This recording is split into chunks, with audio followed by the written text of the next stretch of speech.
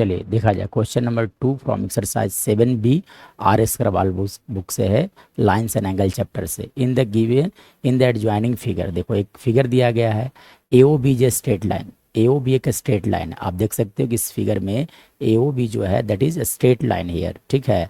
चलिए find the value of x, तब पूछा गया है कि एक्स का वैल्यू होगा, फाइंड एंगल ए ओ सी और बी ओ डी का वैल्यू पूछा गया साथ साथ में, ठीक है। तो अब देखो यहाँ पे जो तीनों एंगल्स बन रहे हैं इन सबको बोलते हैं लीनियर पेयर ऑफ एंगल्स। क्या बोला जाता है? Linear pair of angles. और इन तीनों एंगल का सम कितना होगा? 180 डिग्री। सो है ना, लिखा जा सकता है कि angle A O C plus आप लिख दो angle C O D plus angle लिख दो आप D O B, that is equal to 180 degree. Reason क्या हो गया? Linear pair of angle. Reason हो गया लीनियर पेयर ऑफ एंगल्स के कारण सबका सम हो गया 180 degree. Now A O C that is equal to 3x minus 7 degree लिखा जा सकता है। Angle C O D, angle C O D that is equal to 55 degree. D O B that is equal to x plus 20 degree लिखा जा सकता है, that is equal to 180 degree.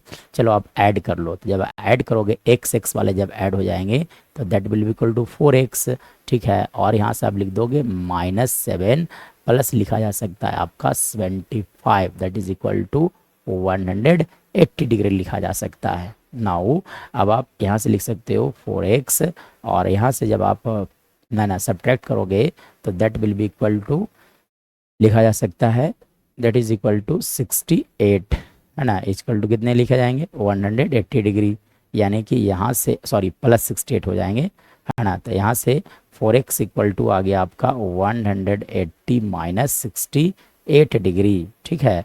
That is equal to 180 minus 68 that is equal to 112 लिखा जा सकता है, यानी कि x का वैल्यू आ जाएगा, आप लिख सकते हो 112 डिवाइडेड बाई 4, ठीक है ना। कैंसिल आउट किया जाए तो 2 टाइम्स और 8 टाइम्स कैंसिल आउट हो जाएंगे, इसलिए x का वैल्यू आ गया आपका 28 आ गया। नाउ है ना, अब सेकेंड पार्ट में क्या बोला गया था कि बोला गया है कि what are the values of A O C, angle A O C का वैल्यू पूछा गया था। ए ओ सी जो है that is equal to 3x minus 7 लिखा गया था डिग्री। चलिए 3x मतलब 3 इंटू 28 माइनस 7 किया जा सकता है डिग्री, मतलब 3 into 28 that is equal to 84 minus 7 which is equal to 77 degree.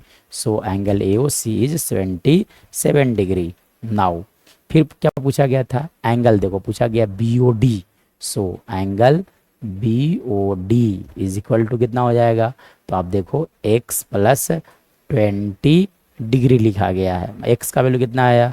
x is 28 plus लिख दिया जाए 20 डिग्री। सो ओवरऑल इसका वैल्यू आ जाएगा 48 degree. This is our solution of question number 2 from exercise 7B।